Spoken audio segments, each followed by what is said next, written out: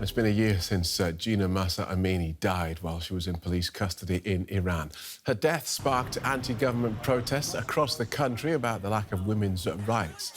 The demonstrations have quietened down, but anger at the country's authoritarian government and the security forces' brutality are still widespread. That's certainly true for the family members of one protester. They allege that he was tortured to death by intelligence officers last October for taking part in demonstrations. After months of harassment by police, his sister Rada left Iran for Germany, where she met with our reporter Johanna Najdi to tell her story. A family torn apart by the Iranian security forces. Ramin Fatehi and her brother Ramin were close siblings. Now he is dead and she has fled to Germany. Nothing is harder than the death of a brother. There is nothing in the world harder than the death of a brother, especially a brother who was tortured. Rada tells us that she and her other brother, Varia, were both detained alongside Ramin, so it was several days before they learned of Ramin's fate. One of them grabbed me and threw me into my daughter's bedroom. Another person came and put something to my head. I think it was a weapon, I'm not sure. He said, "I'll kill you right here. No one will hear your voice." Then he said, "I swear to God, if you answer a few questions and don't make a scene, I'll release your brothers." I trusted in God. I trusted their word. As soon as they put me in the car, they blindfolded me, tied my hands, and threw me on the floor of the car. Rada's brother Ramin died while the siblings were in custody. Authorities claim he took his own life, but the family believe he died of injuries inflicted by his jailers.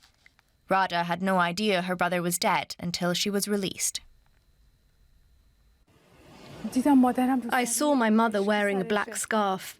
My mother had never worn a black scarf before. I hugged her and asked her, "Why are you wearing this?" She said, "It's nothing."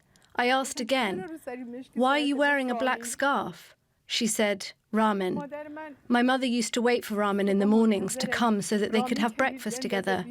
How could I console her? How could I tell her that her child is no longer with us? She sits there in the mornings and says, "I heard the doorbell. My heart leapt. I thought Ramin had come back."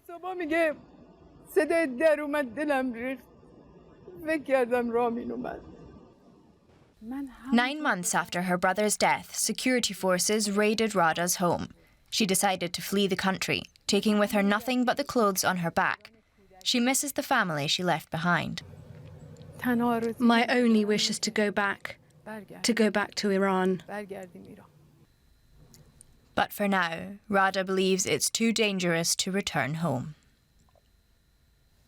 I'm joined now by Siba Shakib, a German-Iranian author, journalist and filmmaker. Welcome to DW. We outside Iran see fewer headlines these days about the protests a year on. Has much changed since Jina Mahsa Amini's death and the massive protests that followed?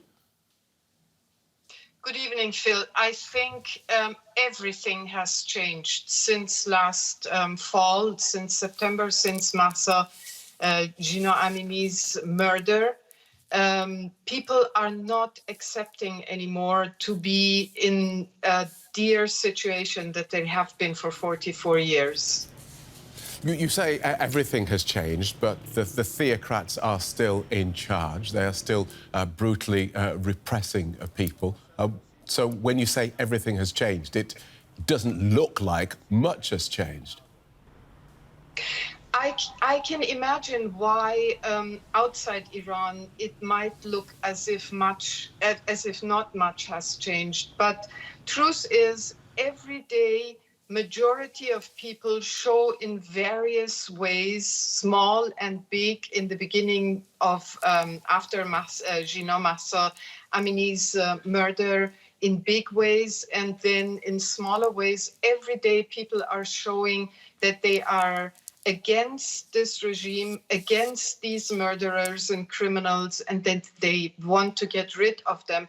And every day the government, these murderers, the Islamic Republic, is showing how brutally they fight to survive. Every day, teachers are being released from schools, professors are being sent home from university, journalists are being imprisoned, people are being executed in prison without the public knowing or acknowledging, and only because of internet, we know that these people are being tortured and killed and imprisoned.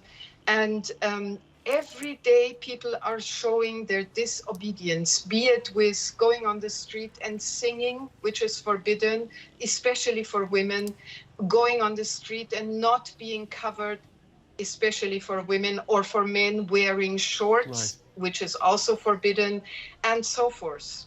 So explain to us why this death, why Mahsa Amini's death in the custody of Iran's Rada police, why is it that this death that seems to have unlocked something in the spirit of Iran's women? Well, Phil, 44 years of this government and this regime, these criminals, and before that, don't forget, the situation under the Shah was not heaven, and all of a sudden the Iranian population decided, oh, we don't want him anymore. But the situation under the Shah was bad too. So for a century and longer, Iranian people have suffered from their various governments.